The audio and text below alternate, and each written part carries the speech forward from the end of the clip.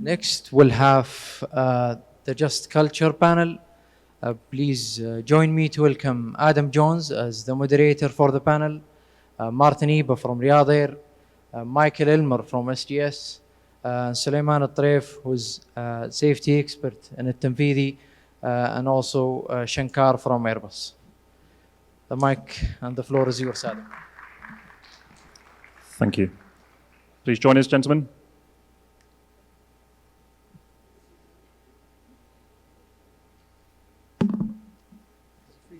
Yes, please, yes. Okay. Okay. Good morning, everybody. Honored guests, and thank you to Mr. Khalid and the rest of the GACA team for having us here, and in particular for the introduction there to safety culture and the work of GACA on their state safety program. So my name is Adam Johns from Marsh's aviation practice, and it's my sincere honor to welcome you to the first panel session on just culture. We're privileged to gather here among leading safety and operations experts from Saudi Arabia's aviation industry. I'd like to extend my heartfelt thanks to GACA for their invaluable support and leadership in organizing the event, and we're also grateful to the Saudi Aviation Club for graciously hosting us here at their air show and fostering a spirit of collaboration with our community. So today's discussion promises to be insightful and impactful, and I look forward to the valuable contributions of our esteemed panelists here. So before I introduce the panel, I'll very briefly introduce myself. So I'm an aviation safety and operational risk consultant with Marsh, working in London. My career includes safety management roles at Virgin Atlantic and Cathay Pacific. I've also previously worked at the UK Civil Aviation Authority, so I know what it feels like to be a regulator to the GACA team here. And I also spent some time in a senior safety role in the UK rail industry. So my specialist areas are safety management systems, risk management, and safety culture. So now moving on to introduce our panel. I'll start off from left to right. So to my left here, I have Shankar Man Rai, who's head of aviation safety and quality at Airbus, Helicopters Arabia in Riyadh. Shankar's a helicopter and military jet pilot. He has experience as a regulator as well, operator and consultant, and he's currently seconded to GACA and occasionally contributes as an EASA trainer to various CAAs on EASA Euromed project activities. To Shankar's, welcome Shankar. To Shankar's left is Michael Elmer, who's the Safety, Quality and Risk Director at Saudi Ground Services, with 25 years in aviation across safety roles in engineering, flight operations and ground operations. He's worked in multidisciplinary teams across Australia, the UK, Papua New Guinea, the UAE and Saudi Arabia, developing and implementing safety, quality and security management systems. Welcome, Michael. Martin Iba is Acting Chief Operating Officer at Riyadh Air, with over 22 years in aviation management and 35 years as a pilot. He's held senior roles at Emirates, Sun Express, and Singapore Airlines, focusing on operational excellence, safety, and regulatory compliance. Holding multiple pilot licenses and over 18,000 flying hours, I didn't know you could get that many, well done. Martin combines leadership experience with a business degree and executive education from Harvard Business School. Welcome. And last but not least, on the far side, Suleiman Hamad Al-Tareef is an aviation safety expert with over 42 years in maintenance, safety and security. An FAA certified airframe and power plant graduate, he's held key roles at Saudia, including safety office leader. He served as director of safety for Flynas and CEO consultant and director general at Riyadh Airport. He now consults for Al-Tanfithi, aiding its GACAR 151 certification. Welcome. Okay, so just before we get started on the panel, I'll introduce the topic and then I'll present some questions to our panelists here. So I'll share a few of my own thoughts on the topic of just culture, just to set the scene. So having worked for two major airlines and a regulator, and also in the rail industry, I've experienced many different types of organizational culture from a safety manager's perspective. And of course, here we have some different perspectives shared today.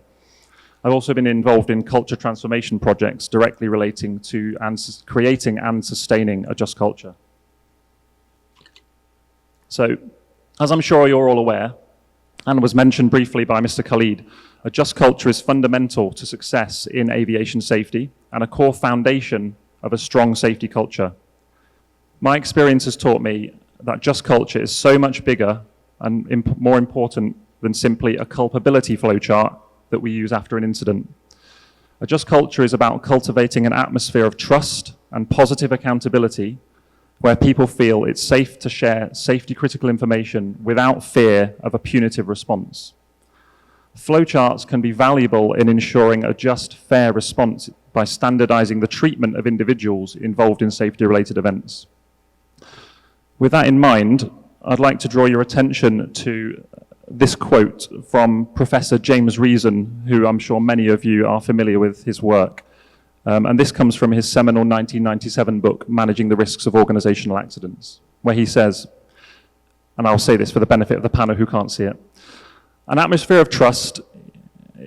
just culture is an atmosphere of trust in which people are encouraged and even rewarded for providing essential safety-related information, but in which they're also clear about where the line must be drawn between acceptable and unacceptable behavior.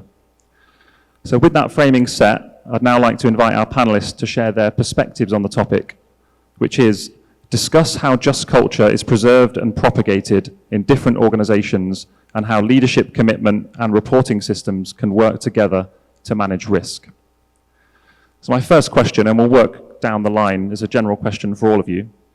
So from your organization's perspective, how do you define and foster your just culture? And what unique challenges do you face in preserving it? So we'll start with Shankar. Well, thanks a lot, Adam, to have me here. And I'm really, really glad to be around here and to share our experiences on this National Aviation Safety Seminar. Going back to what you had asked was, of course, you know that I come from Airbus, and as Airbus, it's not just we make airplanes, we make rockets, to UAVs, to helicopters, to the planes which all of you have traveled in, the 350, 320s, 380s. So for us, because we are into manufacturing these key aerospace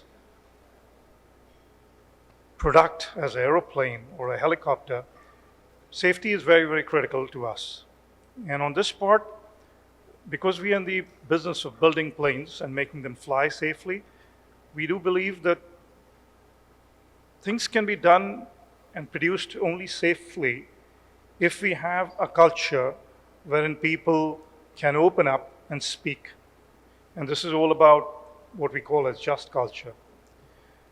And on the just culture part is getting to tell the people that it is absolutely fair to come up and say what is going wrong. We will not punish you. Silence is the killer. If you do not speak up, it causes a problem to the company. It causes a problem to the people who are flying the planes. So we do drill on to everyone that, everybody is absolutely free to come up and say what the problem is. And at the same time, on the other side, it is also insisted to every leadership or the person he's reporting to, that he ought to be listened up to. So it's a question about both balancing the part wherein people are free to come up without any fear of retribution, that yes, it's for the interest and benefit of the company, I can speak up. So the whole thing is about, we keep on telling people that we want to hunt the hazard and not hunt the person. So it's absolutely all right if you come up, and there is a kind of a guarantee which is being given by Airbus Helicopters, and this is in form of a unique letter, which, I've been on different regulators, I must have audited more than 100 odd companies. I've seen mentions of just culture everywhere, and it's a part in the SMS document too. But what Airbus has done is that it takes out this part from these books into SMS, which probably people do not read, and puts it across on a poster and on a letter, which is like a guarantee. It says that, you will be spoken, you will be heard, and you will not be victimized. But in case if you keep quiet, that will not be tolerated. And this kind of a letter is put up in a poster, and it is also signed by the entire board of directors. For example, in Airbus helicopters, we've got, I think, 12 board of directors. Each board of directors signs the letter, and that is put up in a poster and is reaffirmed. And this letter keeps on changing every year. So whenever you have a change of any of the executive members, that poster gets changed. So this means that, yes, here you have something which credibly says that you are protected and you can speak up in case if you find that there is a problem. So we treat speak up as a golden nugget of information, that if you tell us what is going wrong, this is where the company can correct itself, find out what went wrong in the process. We never shoot the guy who has brought out this part, but rather he could be even rewarded and acknowledged that thank you for bringing up this point. So this is how just culture in Airbus is enshrined, and we make it as a way of our business processes. Thank you very much, Shankar. Michael? Thank you, Adam. Thank you, Shankar. When I actually think about just culture, I think about two things. I think about fairness and equity in the way we handle our situations, and number two is about learning. So in SGS, or Saudi Ground Services, what we aim to do is learn from what we do. Now, as Shankar said, if you don't have information, you cannot learn. So being just and fair in your approach is very important when it comes to dealing with our active line members that are out in the operation who have multiple complexities in what they do. People are people, humans are human. We are going to have lapses, we are going to have mistakes. That is going to happen, guys. No matter where I've been in the world, we will experience things like mistakes. We will experience things like lapses. But if we treat our people with just and fair, in terms of our consequence management or the way we deal with our ground handlers, with our load controllers, with anyone that touches our aircraft, then when we have an issue or an incident or an accident, then our people will be comfortable to come to us. And that's part of being just. I know, Adam, you just mentioned quickly, it's not a flow chart. To me, the flow chart is about being fair and equitable in the way you are treating people. That's where the flow chart. If we talk about James' reasoning, the consequence matrix, it's about being fair, guys. And we need to move to a fair and equitable way of dealing with our people. Otherwise, we will face losing those lessons learned and making aviation safety a lot more safe. Thanks, Adam. Thank you, Michael. So in Riyadh Air, we are in quite a unique position, basically. We are a new operator, so we have an empty book. Basically, that's what we started off with. And what was extremely important to us was to establish a just and fair culture from day one. Now, this just and fair culture in our mind means we're establishing a learning organization. An organization where everybody learns. It's okay to trip, it's okay to fall. The key thing is you learn from it, you get up, and then you move on and improve, basically. The just culture in our mind as well is beyond actually operations. It touches procurement, it touches HR, it touches finance. It's a mindset across the whole organization. And the challenge that we have is we have many people from different organizations.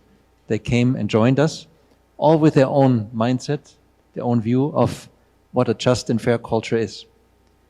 But what we needed to do was to establish for Riyadh Air our own just and fair safety culture. And that extended actually beyond the airline.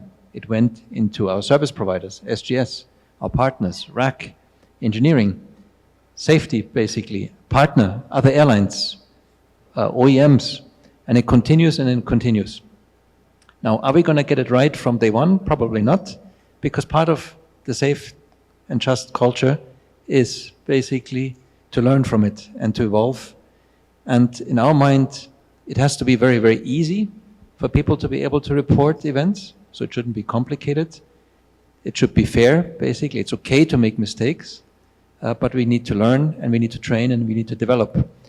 One of the things that we're trying to do as well is to try to incorporate into training, such as CBTA and eventually EBT, to basically incorporate training into the things that we've learned over the years through various events.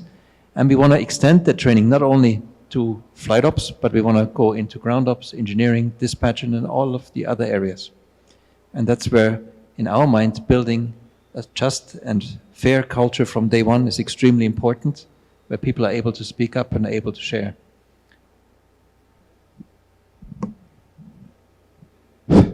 بسم الله الرحمن الرحيم والصلاة والسلام على أشرف الأنبياء والمرسلين. أولا نشكر مارشال ونشكر ايرباص ونشكر نادي الطيران على الاستضافة. Since all the talkers are talking in English, I have to continue in English. I came, across a definition for just culture in few words, which is accountability with safety-driven fairness. That's exactly what just culture is. It's the name actually is awkward, and I have attended so many seminars where they have a lot of concern about just culture. Just culture is a daily practice that we are practicing. هي التعامل أو المسؤولية تقاد بالسلامة العادلة. This process we can implement even at our houses, where you encourage your kids to confess if they make a mistake openly without being punished. So this is just culture.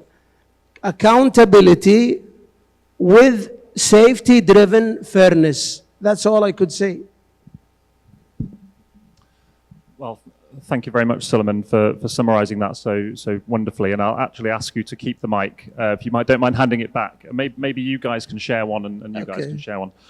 So a few things that I heard there, I just want to recap on from the different panelists. Just culture is really about creating an open and fair environment where people can speak up. I think I heard it's not really just about creating a speak-up culture for, in particular, frontline staff, but also a listen-up culture for leadership as well. There's no point asking people to speak up if you're not prepared to listen and create that open, fair environment. And a couple of things that Shankar said there, silence is the killer, I think is a really, really good way of looking at it, and also hunting the hazard, not the person. But I also really like this idea that ultimately it's about creating a learning organization. Starting off with being fair, that leads on to an ability to learn, which leads on to our opportunity to improve our training and procedures and so on. But just picking up on something Suleiman said at the end there around accountability, I think that's a really, really key point. And I love the idea that just culture, or whatever we want to call it, starts at home. And I've certainly found the more I've delved into just culture and become engrossed in it, I've taken it into my personal life as well as my work environment. I just want to bring up this word accountability, though, because I'm not sure about in Arabic, but in English, if you go into a thesaurus, the words blame and accountability reference each other as synonyms. Now, in a just culture, we may think about things in a slightly more advanced fashion with regards to accountability. So can I just ask, starting with Suleiman and coming back, if you could just talk a bit more about your beliefs around the difference between blame and accountability. How is accountability different to blame? What sort of accountability are we looking for in a just and fair culture? Well, accountability is being responsible and owning the mistake, not dumping it to others. Blame is a very easy process for anything that happens. We can blame others, but this will not correct or will not touch the root cause of the incident or accident. So blaming does not go with safety. This is the last thing you could do to resolve an issue.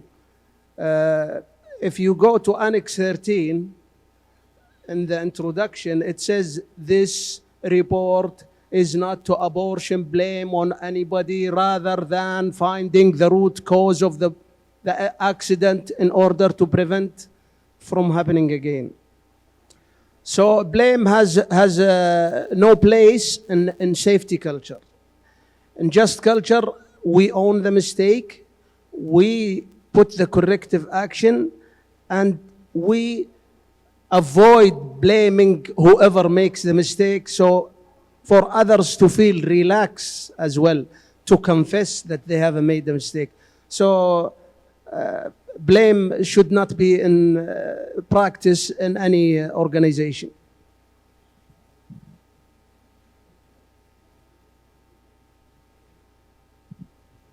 I think being accountable is the starting point, basically, for a just culture. Because if you're accountable, then you accept a mistake or error has happened or hazard is there, and only from there you can learn. Because if you blame somebody else, then it doesn't really fix anything, right? Because we're not really addressing it. So first you need to be accountable, and then only from there you can move on to learn as an organization. And I think that's where basically accountability is very, very important, and pointing fingers is not really helping to solve the problem.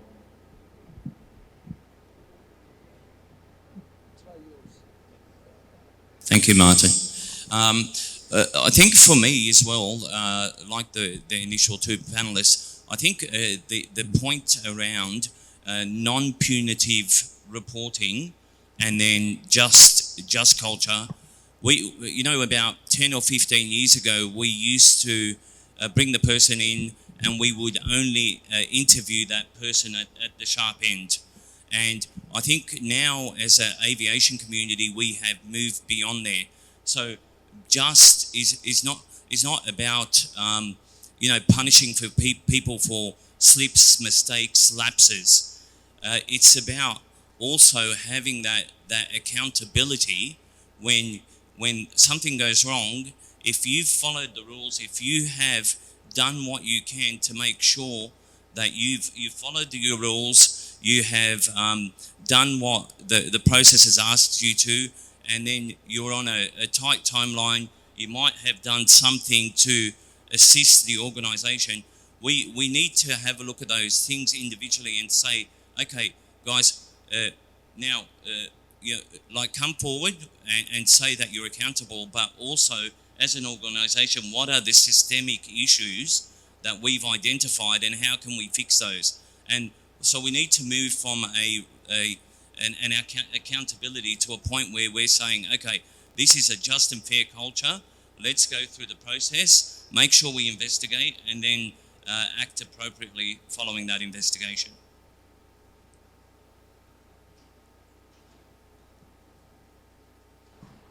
Well, Adam, you know, for the blame part, blame is a natural human reaction which usually comes instinctively if there is an error or a mistake. And why does that happen? It happens because when an error, a mistake is done, society and the way we have grown up has taught us that it always usually follows up with a punishment, with the enforcement, or with some kind of a retribution. Now, because we are now cultured to think that way, unless until we are trained to think the other way, a person would normally feel that, okay, you know what? Oh, shucks, we did a mistake. I'm not going to own up on this one, and let's put the finger of suspicion from me to here, or how can I push it away? And that is all happening because he fears the retribution and the punishment which will come along with it. So as an organization, if we really delve into this part and think that, okay, how can we take this part of the fear of where he owns up out of the equation and probably say that, look, maybe we will acknowledge you, maybe we will reward you maybe we will ensure that no retribution will come to you. This would encourage that, the blame is not there. So we need to fix that part, otherwise it just comes naturally to every person, because this is what society has trained us to be. For the accountability part needs to be seen on two levels. One level would be is about the responsibility. Was the person responsible for doing whatever the mistake he was, or did it happen something under his watch? So let's say you have a team of technicians, and as the leader of the team of technicians, something happened, and maybe there was a wrong part put on the aircraft.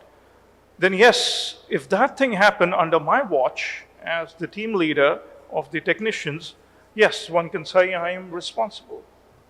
But when it comes down to accountability, and then when you look at these high-performance organizations, this is where I'm not saying I'm one of them, our organization, there are plenty of high-performance organizations too, but taking the Airbus example, it would mean that, yes, to a certain extent, the person was responsible because it happened under his watch. But then where does the accountability lie? What created that mistake to happen? I mean, there'll be a whole loads of other human factors around it. So it's not a deliberate violation. So if it's not a violation and that mistake occurred, yes, he was responsible for it, but no. Can we blame him for that? Or is he the man that he created the mistake? No. There's a systemic errors probably around it. And we all know that in MEDA says that, 80% of the errors which happen on maintenance is due to organizational issues, and only 15 or 20% happens out of the technician doing it. So if we go by the MEDA part, and I know that that's something invented by my colleagues in Boeing, and everybody follows that. So this is where it is. So the accountability part is a different part than a responsibility. And if we can get the blame, the fear part of the blame removed out of it, I think this is how we can start to generate safety culture in a particular organization. No, that's great. Thank you. Can you hear me? Yeah. So what I'm hearing there is that blame is a very natural human emotion. We all experience it, but it's perhaps something that we need to find a way to curtail or to keep in a private space rather than allowing that to seep into our organizational practices. Because as Solomon said right at the beginning there, blame prevents learning. And I guess within a safety culture, what we're really trying to do is encourage as much learning as possible. To that point, a couple of other things that came up for me there was the idea that accountability is the beginning. We should have a culture where everyone throughout the organization, from the pilot or the mechanic or the ground handler and so on, has a sense of accountability for what they do. And I think that's something where aviation as an industry has done a really good job because of the professionals' nature of the way we do things. But also to Michael's point, when it comes to dealing with a safety incident and the outcome, accountability and the just culture approach shouldn't only be applied to the frontline staff, but also the organization as a whole, because often there are systemic issues and other organizational factors which have created the conditions for that incident to occur. So just moving on slightly away from pure just culture, one of the things that we're ultimately trying to do is create as much open flow of information as possible. So a just culture enables a reporting culture. And from your vast experience, would you be able to share some experiences with how reporting systems within those organizations have helped to engender open information sharing? So we'll mix the route up. So we'll start with Martin on this one. So basically, when we established our safety culture within the airline, within Riyadh Air, it was very, very important that we would get a lot of safety reports. So one of the things we did was basically for the crew briefs on the shop floor and so on, some of the safety managers would go and brief the crew of how to use the safety reporting system, to explain to them the iceberg picture that we saw earlier today, how important it is that we need to get information and how we can improve. So one good example that we had is for the emergency slide of the 787, part of the pre-flight inspection requirement was for the cabin crew to check the gauge. However, the gauge was very, very difficult to read. You would need a very, very strong flashlight to see it. This was reported by the cabin crew, which we then did a root cause analysis. Okay, why? I mean, the 5 whys basically. And as a result, we shifted the task to maintenance, who were better equipped to look at this particular item as part of the pre-flight inspection. We subsequently shared that with the cabin crew, basically, championed the person that reported it in order to encourage other people to do the same. Because just because we have a certain procedure that is in the book somewhere doesn't necessarily mean that it works all the time. And by receiving feedback and by receiving input, we are able to modify the procedure, which ultimately makes it safer. Thank you. Solomon, would you like to go next? So just your perspectives on reporting systems and how you've seen those used to try and create open culture of open information sharing. Well, any reporting system should be friendly used. You cannot have the guy who wants to report something goes through a hustle.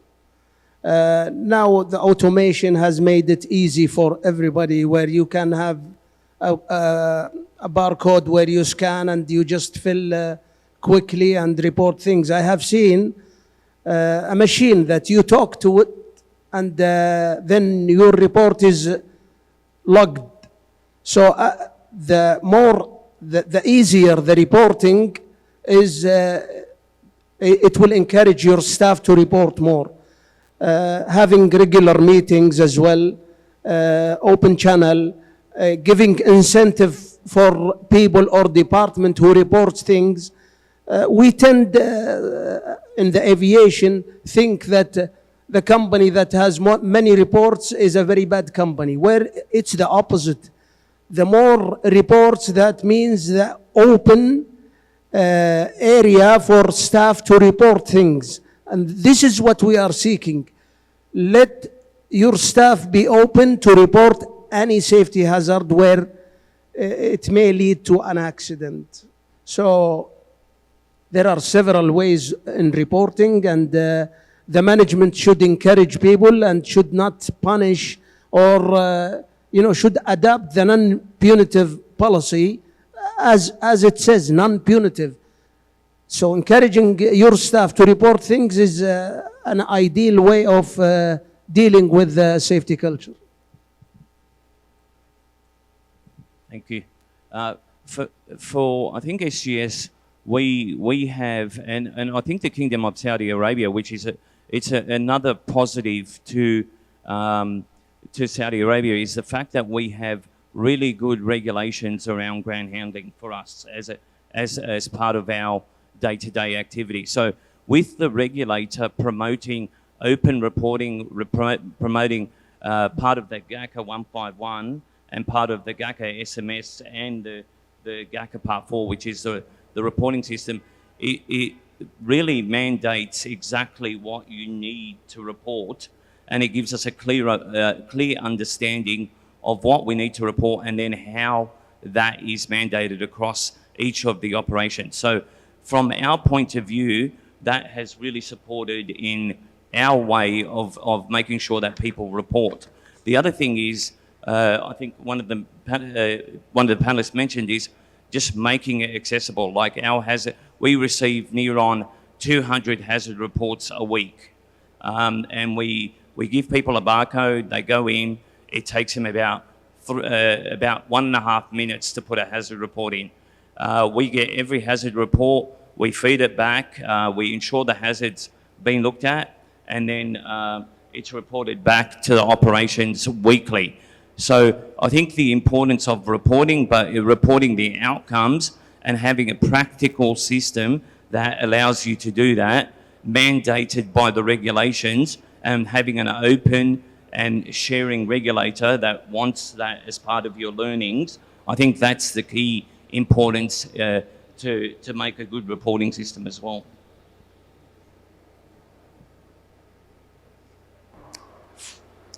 For any reporting system, if you are going to encourage it, one of the things, of course, like Suleiman said, that it's all based upon convenience. How simple is it for a person to make a report? And of course, we've also seen it like in a couple of these online sites. You maybe very easily, you can buy something, but try returning it.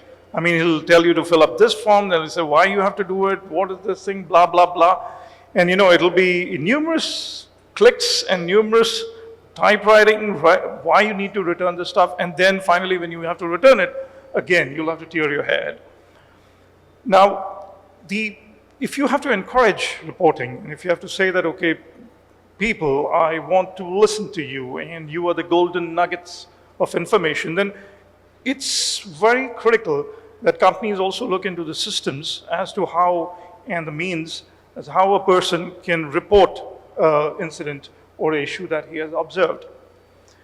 Now, of course, to take the example of Airbus, we have the official channel, which would be what we call as a safety cube. It's a system which is developed by CETA. I mean, the guys who make even these airline bookings and all, it's with the same company. So it's a system which logs in any kind of a issue which has been raised around this part, and you can have metrics around it. You can find it, and it records it for perpetuity, etc., etc. But of course, it requires someone to log into the system. There'll be a password, there'll be a login ID, there'll be something or the other. It does require a bit of a training. So yes, we do have people doing a refresher training to access this part. But then we've also seen that, okay, another way to make it simple was to also do it where we have a mechanism to make it anonymous. So we are using anonymous tools built around Google Forms, wherein it's as simple as putting up a QR code, and this is placed around in the hangar areas or in crew room of people where they are sitting and chatting, or on the table where they're working. It's just a small little QR code. You find a problem, you scan it. And the form has been designed in such a way that it's just like a beautiful, I always say Amazon and Netflix are the epitome of how everything on the internet should be done. So this form has also been designed with a great thought, and it just requires a few inputs, and most of them are drop down, and most of them are radio button clicks. And with that part, and just the part where he has to describe the incident, is probably the only part where he has to write a little script. Otherwise, it's so simple to do that, and he just presses the submit button and boom, it goes. And that's it. And he has the option to do it anonymously, or if he wishes, he can say that, name withheld. So this is another mechanism which has been provided to make reporting so much easier and so much convenient that you don't have to go. It's just there where you're sitting and where you are working. And of course, the traditional lines are always existing. It's like the open line is there. It's a toll-free number. You can toll-free and connect straight to France on that part. So it's not that somebody will pick up here. It's somebody from Toulouse or Marseille is going to pick up that call and log it, so that you know that, okay, it's not being covered up at a local level. So these are the things which are there. And of course, we have the systems of emails and WhatsApp, direct call, etc., etc. They are there. But the whole thing is that we encourage reporting, and we take these reports anonymously, and we value this part that the identity is not shared when it comes to these channels. So this is how we encourage reporting. I must add here that whoever responsible for receiving these reports should make a direct contact with the reporter. Even an automated reply thanking the reporter for reporting the issues. Not to mention that after correcting the discrepancy, that he should be emailed with the corrective action, so it will encourage others, as well as he will feel that he's part of this organization. He will feel proud that he was behind the corrective action of this discrepancy. Yeah, that really, really good point. And I think that links back to the accountability side of things. So just a few reflections on that. So I think sort of foundationally, good regulation and good regulating is absolutely crucial to this, because I've seen in other jurisdictions where the regulator hasn't necessarily encouraged this style of approach that has been described here. So it's really positive that the Kingdom is taking that approach. A few sort of more specific reflections. So this idea of feedback. and creating a strong feedback loop, not only to thank the reporter, but to do it directly and personally, but also to, once you've taken action, to come back to that individual to explain to them what action's been taken and why, with regards to fixing the safety issue.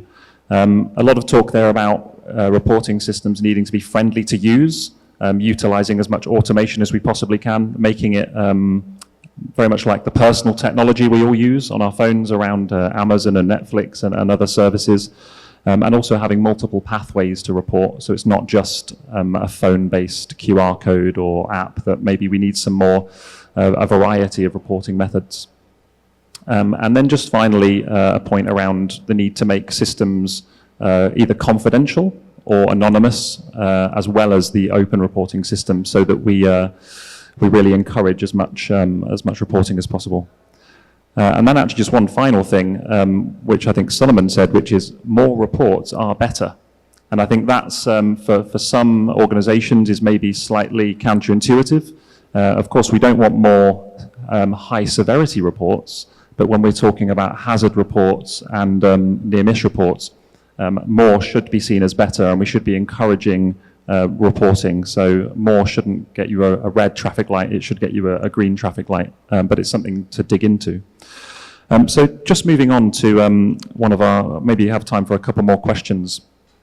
So we've talked a lot about Just Culture in a positive respect and a lot of positive experiences within your organizations, but what do you each see as the biggest barriers to embedding a Just Culture? And if you have experienced those yourself, how have you overcome them? So we'll start with Shankar.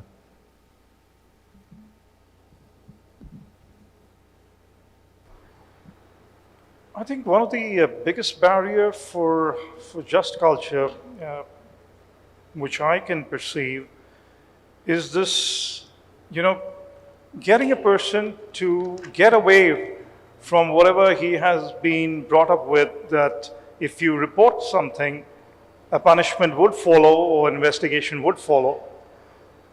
I think this is the greatest challenge that we have to reiterate numerous times to people. And we do have technicians and pilots who are coming from different parts of the globe, right? After all, we are a multinational company. So depending upon what is the cultural background and what society is coming with, there are always different datums as to what is considered as a risk or what is considered, should be reported or should not be reported. So I think this is the greatest greatest issue. I would say, if one has to say what you would see from Airbus, and this is the reason why we keep on reiterating this to the people through multiple events, safety events, which we do, through the training sessions which we have on annual mandatory sessions which are there, is to just tell that, okay, look, it's absolutely all right. It's absolutely perfectly all right to come up and say that this is not okay. And you don't have to feel bad about it. You're doing for the company. And to give you the example of this cultural part is that, I was just about 12 days ago, I was in Russell Khimah. We had this customer focus group. So this customer focus group was out of our clients and people who are operating Airbus products in Africa and Middle East. So we had a range of about 18, 20 operators which were there. And I do remember one or two of them coming up to me and saying that, because one gentleman came in late, and I know that he was from UAE, and we just knew and connected a bit well. And he said that, I came in and the CFG was started, and I was surprised at the way you guys do it. So I said, why? What's surprising? He says, everybody's saying that this is wrong, that is wrong. Airbus is not doing this, Airbus is not doing that. So that was a little surprising to me. He says, generally we behave in a certain way, and of course, if you're the host and all, we try to temper and tone down whatever we are saying. But I did find it a little disconcerting that you are pressing us that please complain to us, tell me where we are going wrong. So this is where it comes from. So even our clients feel it, even our people who are there, who are working, do feel this part wherein it has to be reassured and told that, this is how it works here. And you are fully protected. And that's when we take out that, I call it the Godfather's pledge, that, the board of directors. It's all signed, and we take it out and we say, look, these are the godfathers of the company, the 12 of them, and this is where they're signed. You are protected.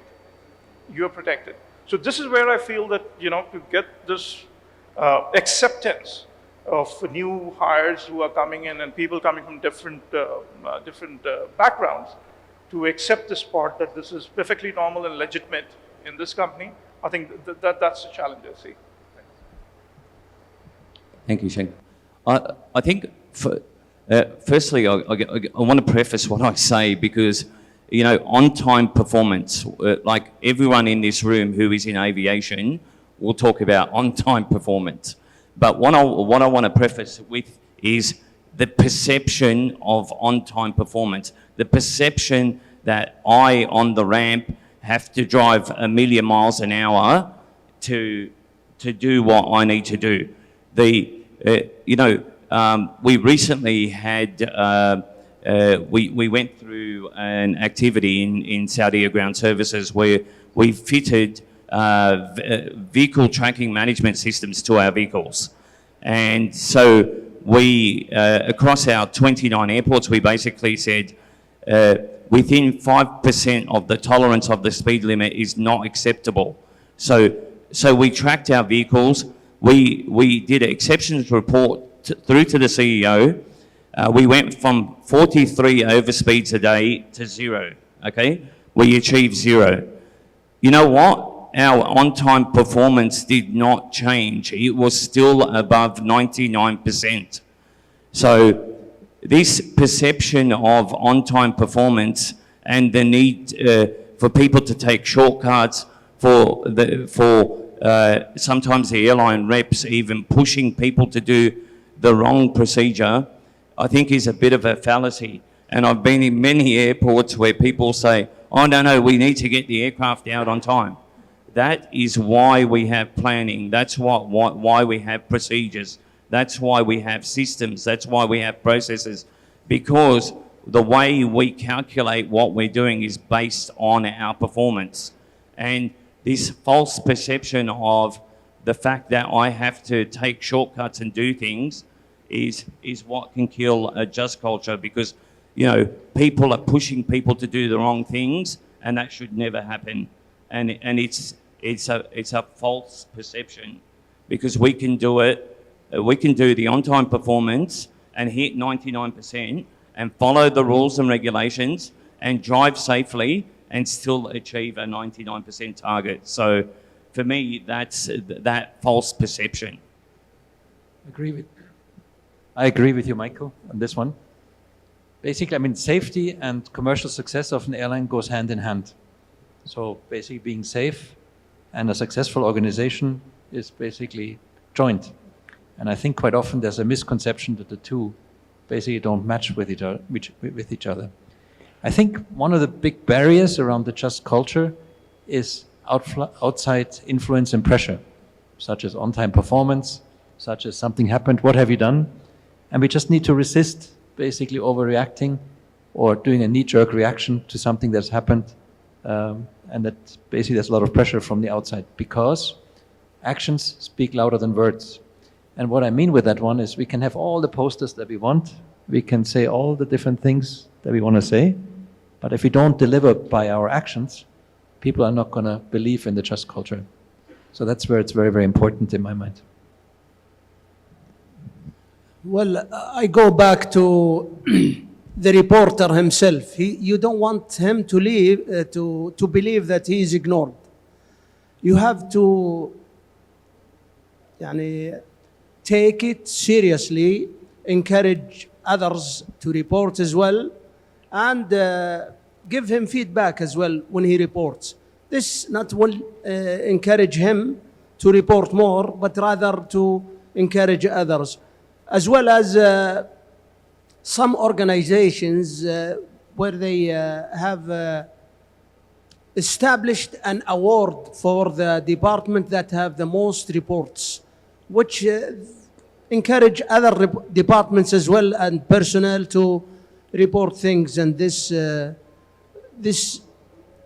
get rid of the barriers for others or for your staff to report safety hazards. No, that's fantastic. Thank you very much. So I think we're just about coming to our time here on the panel. So just a few quick reflections on that question. So important to change old perceptions of new hires. And I think the Kingdom is hiring a lot of people, both from within the Kingdom, but also from outside. So certainly to Martin's organization in particular, you know, a lot of new people coming in. How do you assimilate them into the culture you want? How do you maybe change people's behaviors with regards to what they've experienced before? Overcoming the perception of OTP and safety and commercial necessarily being in conflict. You know, they can coexist. You can achieve 99% OTP and stay within the procedures most of the time. Important to resist outside pressure. I've certainly had experiences where we want to try and encourage a just culture, but senior leaders or external stakeholders are trying to have the opposite outcome. So that is really important. And I think to your point, Martin, actions speak louder than words. And if we want to cultivate trust amongst our organizations and our staff, then you know we do need to make sure our policies are followed up by our actions. And then finally, ensuring reports aren't ignored is absolutely crucial for that as well. So that brings the panel to a close. I'll just leave you with one message, which I think sums up everything, which is that information is the currency of safety. And in order to generate information, we need to have an open, just and fair culture. So I'd like to ask you to join me in thanking our panelists with a round of applause.